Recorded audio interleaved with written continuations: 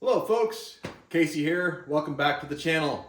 By viewer request, this is the 2-year review of my Langmuir Systems Crossfire Pro CNC plasma table. So thank you so much for watching, and let's get into it. One of my most viewed videos on my YouTube channel is 3 things to know before you buy a Langmuir Systems Crossfire Pro CNC plasma. It's got about 20,000 views, and it's been just about 2 years since I posted that video. I believe it went up in December of 2022. Could have been January 23, so don't quote me on that, but it's been just about 2 years that I've had this thing. Hello there, YouTube friends and colleagues. Casey here. As you can see, I do not have a fully assembled Langmuir Systems Crossfire Pro table behind me. It's the day after Christmas, and I was not able to get it done. Look, before I start into this video, knowing what I know now, I would still buy this table. Even though I currently only have what amounts to a $3,000 pile of spare parts behind me, I would still buy this table. I don't want this video to be misconstrued in any way as a product bashing video. And there are a handful of reasons I haven't made this video until now. Probably first and foremost is that this machine, more or less, has been working just fine for me ever since I did work the kinks out. But it took a lot of work to get there.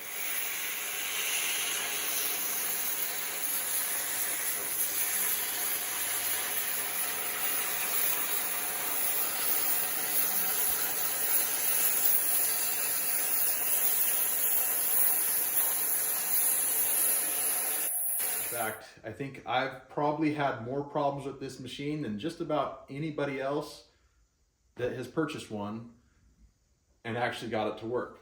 I know there are a few people who purchased them and haven't been able to get them to work. Those are pretty rare cases, but I think I'm one of the few that had the vast amount of problems that I had and actually got this thing to work. So there's that. Hey folks, Casey here. I'd like to take a moment to appeal to you to hit that like button. Leave a comment if there's anything in this video that you find interesting and engaging, and please subscribe to the channel if you haven't already. I'm just about 2,700 subscribers now. This channel is actually growing, and I'm starting to make a little bit of money from it too. My day job is as an auto shop teacher, and teachers don't get paid that well. So I'm really trying to turn this into something bigger than what it is right now. Your support helps me do that. So thank you so much, and without further ado, back to the video. I think the other reason I haven't posted this video until now is because I just didn't want to relive what I went through trying to make this thing work, because it is extensive. This video is not intended to bash Langmuir Systems product or customer service in any way. I think that their customer service is a little bit lacking. That's my personal opinion, but ultimately they did everything they could to take care of me, and I have had a more or less positive user experience. So take the feedback from this video with a grain of salt, because again, this machine works. So I can't complain that much, right? But it did take a lot to get there. So in the last video, if you guys have watched it, if you are watching this as a true follow-up as it is intended to be perceived, I complained a little bit about a lack of transparency on Langmuir Systems' part and on their forums. And somebody from Langmuir Systems saw it. And as soon as they saw it and responded to me, they deleted my forum post. I wasn't disrespectful in any way. And I complained a little bit about their quality control. I had a couple of left legs and no right legs or something along those lines. And I had one of my gantry tubes was incorrect. I did have a few more physical problems with this machine. I had a bent Y-axis weldment. The bearing cradles basically that hold the gantry tube. The gantry tube itself had a pretty significant bow in it, and this lead screw has a pretty good bow in it too.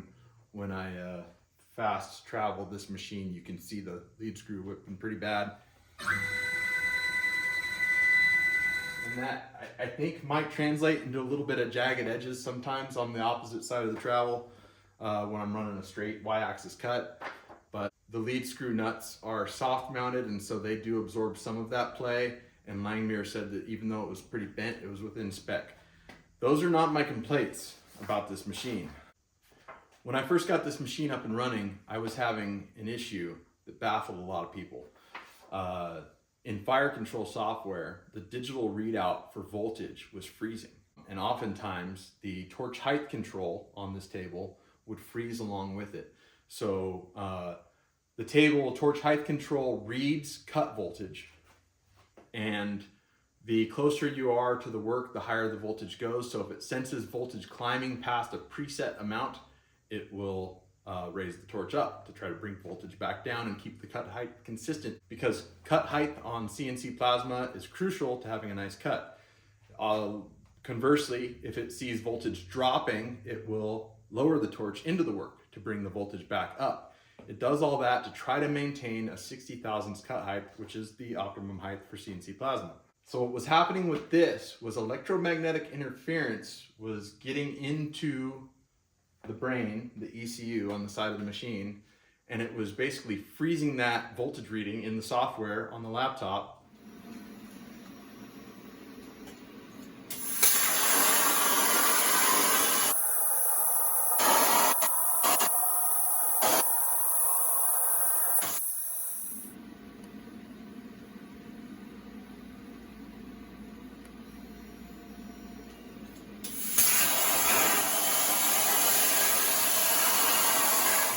If that freeze happened when the torch height control was making a corrective move, i.e. bringing the torch up or down, it would continue in that direction in perpetuity until I reset the machine. This resulted in one pretty substantial crash where it basically drove the torch into my work. It wrecked a $200 piece of aluminum, and it bent the Z-axis bearing rods and lead screw on my machine, which Langmuir fairly promptly replaced. I'd say within about 3 business days, they had a new Z-axis on its way to me. But that didn't solve the root problem of the software freezing. For 44 days and over 100 hours of my own labor time, diagnostic-wise, I worked with the good folks on the Langmuir Systems Forum and one of Langmuir's own tech department people who basically talked to me on the phone, would Skype into my computer, screen share and all that stuff, to watch what my machine was doing as it was having these issues. The issues were super easy to reproduce. They were progressively getting worse and worse, so it just became easier and easier to like see the issues happening in real time. But for 44 days and 100 hours of diagnostic time, I worked on this. The forum was invaluable during that time. They gave me all sorts of things to try. They sent me down a few rabbit holes too. But they helped me streamline my setup and basically implement a lot of best practices. And as a complete plasma cutting noob, their information was invaluable. In fact, I have a list here of everything that we tried in order to eventually fix this software issue. First, right off the bat, played with all of my cut settings in the programming software to try to optimize those. After that didn't help, I increased my air compressor's drying capability. I have a really nice 3-stage motor guard filter, and that's after 50 feet of 3/4 inch line to catch condensation. I have a pre-filter on the other end coming off the compressor and a desiccant dryer on the end of this. So pretty substantial air drying system. At first we thought my issues were related to like the starting cut height, so we started setting the cut height with shims and programming nominal voltage instead of using Langmuir's smart voltage feature for all of my different thickness materials I was trying to cut. None of these things help. It was at that point that we began to suspect electromagnetic interference as the culprit. So one thing I did is I extended all of the cables in the system to move the plasma cutter as far away from the table as possible, as far away from the electronics box as possible. At one point I had it quite a bit further away than it is now. I don't want to foreshadow too much, but that wasn't the cause. But I bought extension cables for every single type of cable that I have in this system, and we moved everything as far away as we could get it. I uncoiled all of the cables. When you coil up a torch lead or a ground clamp, it acts like an antenna and it basically magnifies the electromagnetic signal. So I made sure every cable was straight and routed them so they could be straight. Performed some further EMI reduction steps beyond that. I rerouted the torch and Z-axis leads to make them more streamlined on the sides of the machine as well as on the boom here. I tested my garage service for voltage drop. I ended up rewiring my garage sub panel because there was a bonded neutral in there that I guess was to code at one point but wasn't to code any longer, and we thought maybe that was having some ground loop feedback sort of situation. I performed several various continuity and resistance checks between the electronics unit and the machine itself. I fixed an issue where my unit had the USB shell on the USB cable input touching the metal case that the electronics reside in. I tried running nothing but the plasma cutter in the table. So basically I was out here cutting with nothing plugged in, no lights on, like in the dark literally, and not running anything in the house at all. We tried turning off our Wi-Fi router. I tried ground plug isolators on all of my plugs that were plugged in. I added ferrite chokes to plugs, to USB cords. I tried a USB isolator. I eliminated the limit switches because those were brand new when I bought my machine, and there was some thinking within the collective that the limit switches could be causing problems. We basically at that point we're just trying to eliminate variables, right? I tried backdating my fire control software to a previous version to see if I get it to run on that. I ended up checking internal power supply inside the electronics controller voltages, both while the unit was at rest and while the unit was running. So that was fun because I had sparks flying from the plasma running and was sitting there trying to probe inside the machine. I checked the VIM box voltages, both incoming and outcoming. I backdated my laptop to a previous version of Windows to see if it was a Windows 11 compatibility thing because Windows 11 was brand new. Ultimately, I ended up buying a separate laptop to rule out that the laptop was somehow the issue.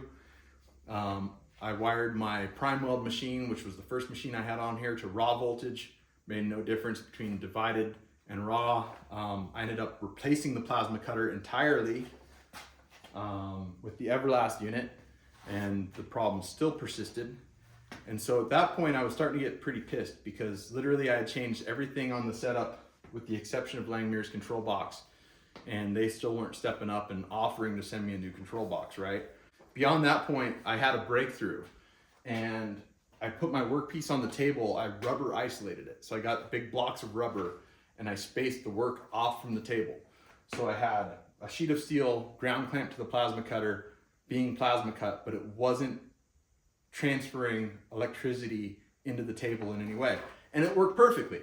So now I know that somehow torch voltage is interfering and backfeeding its way into the electronics. So we tried to isolate the electronics enclosure from the table. It is isolated from the factory, but we disconnected it and moved it as far away as the wires would allow us to move it. So there was no possible way that voltage could get through the table frame into the electronics. That made no difference at all. I checked to see if voltage was getting through the IHS contacts on the Z-axis, and I found that it was. There was actually evidence of arcing there, but that wasn't where it was getting into the electronics. So then I started tracing voltage through all the stepper motors themselves, and that was when I found that I had torch voltage somehow backfeeding through the Z-axis stepper motor up the stepper motor control into the electronics enclosure. I replaced the Z-axis motor, and that made a huge improvement, but I was still having some freezing. And at that point, I wrote the following letter to Langmuir Systems. At that point, I had a thread on their forum with over 800 responses. I said, I'd like to state for the record that it has been 44 days that I have been chasing this fire control DRO freezing issue. In an effort to remedy these issues, I've taken the following steps, and I listed all of the steps that I just listed to you guys. I said that I have identified arc voltage entering the Langmuir electronics enclosure via defective Z-axis motor or Z-axis motor cable and replaced the Z-axis motor assembly. Freezing seemed to improve significantly, but it still persists. I think it is relatively likely that the defective Z-axis motor backfeeding arc voltage into the Langmuir electronics could have damaged something internally. I would hope at this point that Langmuir Systems could either send me a new electronics enclosure to eliminate this as a variable or come up with a definitive procedure by which I could test the electronics enclosure for proper functioning. Like I said, I had one of their tech people working with me for multiple weeks, and he probably spent 20 hours on the phone and in my computer while I was cutting, trying to diagnose this. And he couldn't figure it out. And I said, it's got to be the electronics. Is there a way to test the electronics? And they didn't have a test procedure, which was very frustrating because they're the manufacturer, so they should know how to test their unit, right? And they didn't want to send me a new one because that's probably the single most expensive part of their system. But like, if you don't know how to test it, you're not willing to send out a replacement, you put a lot of onus on the owner. So I close my letter by saying, at this point, the X motor, both Y motors, and the Langmuir electronics enclosure, including the torch height control module, are the only parts of the equation that have not been replaced. I have forwarded numerous crash reports and both photos and videos of the freezing to Langmuir Systems. To reiterate, I've spent thousands of dollars eliminating the variables that are my responsibility to eliminate. Brand new computer, brand new plasma cutter, and rewired the entire shop, to name a few. And over 100 hours of my own troubleshooting time.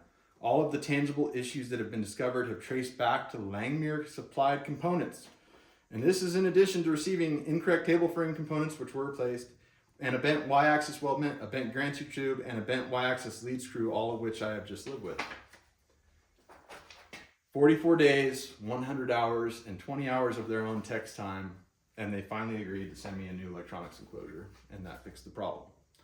So like I said, I've been hesitant to make this video because that was a lot to dig back through. And I'm frustrated today for the first time in a couple of years because I did live back through it to research exactly what I was going to say on this video. But from that day forward, the machines work great. Like I said, I think this lead screw, I'll probably eventually replace it on my own dime because I think it is leading to some jagged geometry when I'm making like long straight Y-axis cuts. I tend to have a problem with it. It's somewhat intermittent, but I can't find any other cause, and the lead screw is whipping around pretty significantly, so I think it might just be a vibration thing. But other than that, the machine's been flawless. And in fact, it's paid for itself. I'll post a picture of some of the stuff I've cut out, but I've made a ton of signs. The artistic sign thing seems to be like that's not even my forte, and that seems to be the number one thing I'm able to sell from this table.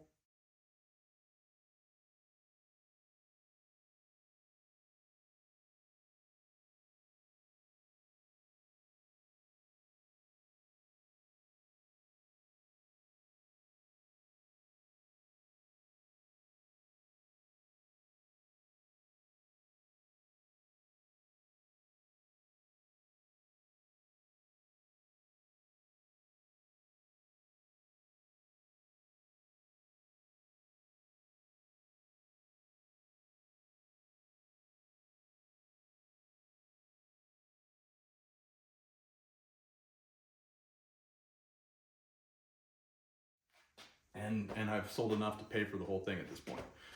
So am I pissed? No, not at all. But that said, 44 days, and I do this for a living. I don't make a very good living at it, but I do it for a living. And that was 44 days of me working full time, not making money, not repaying my investment. And luckily I was in a place in my business where I was able to spend the time, put the time in to make it happen. Otherwise I probably would have scrapped this thing, right? So there's my 2-year follow-up on the Langmuir Systems Crossfire Pro CNC Plasma. If I could leave you guys with a bit of advice, I would say, know what you're getting into. One person said to me, this is more like a CNC plasma table kit than it is a CNC plasma table. And when you compare it to machines like a Lincoln Torchmate, which I think started around 20 grand, it's absolutely true. It is really a kit. You have to build it yourself. There's a ton of troubleshooting that has to happen. There's some conflicting information in Langmuir's instructions and manuals and all that. And there's a pretty steep learning curve. I think companies like Lincoln maybe handhold a little bit better than Langmuir does, but the Langmuir Systems Forum is like such a boon of information, and the people there are so helpful that really that's like the biggest thing this company has going for them is that forum. The product is a bargain price product, and so that's a positive too. But if it weren't for that forum, they couldn't sell these machines because there'd be too many people stuck. The forum is such an excellent resource. I can't say that enough. And like I said, I am overall very happy with this machine. I didn't have $20,000 to spend. I spent about $5. It was probably closer to 10 by the time I bought a second computer and a second plasma cutter, but I did ultimately get some money back on some of that stuff. So at the end of the day, am I glad that I did it? Yes. Can I recommend it to you? Not quite as cleanly as I can be happy with my own purchase. So what's the saying? Being forewarned is forearmed, or something silly like that. I'm sure I butchered that saying, as I often do on my channel. But that is my 2-year review. As you can see by how dirty this thing is, I do use it, but I don't know if you can quite see the layer of dust that's on it. I don't use it as much as I wish I did. I wish I used it more. I still cut a lot of things out with a cutoff wheel, because by the time you run up to the house, program the part into Fusion, get the laptop, charge the laptop, because I am terrible at charging my laptop, come down here, set the table up. I can't help but like clean this thing before I run a cut on it and lube everything and then cut out. It's like I could have just cut it out with the cutoff wheel a lot easier. So I really only use it when I have like complex geometry to cut out. And even when I do use it, I haven't gotten it dialed in well enough cutting small diameter holes to where I don't still have to drill out all the holes manually anyway. So I'm not sure how useful it actually is, but I do like having it. And like I said, I paid for it with the metal signs that I've made. So it probably still is a pretty good buy. Just if you do buy one, be prepared to do some troubleshooting on your own. And hopefully you won't have the issues that I had. And hopefully in 2 years, since they sold me this machine, their quality control's gotten a little bit better. Hopefully, fingers crossed. Anyway, that's all I have to say. Thank you so much for watching. And if you haven't already, please don't forget to like, comment, and subscribe. That helps me grow the channel. And we'll see you on the next one, all right? Thanks a lot.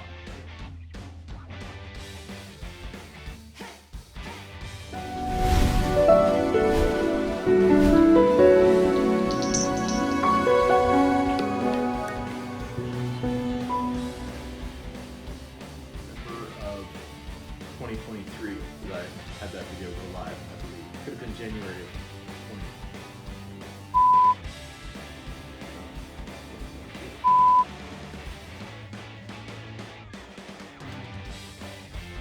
Should have written myself a script for this, I guess.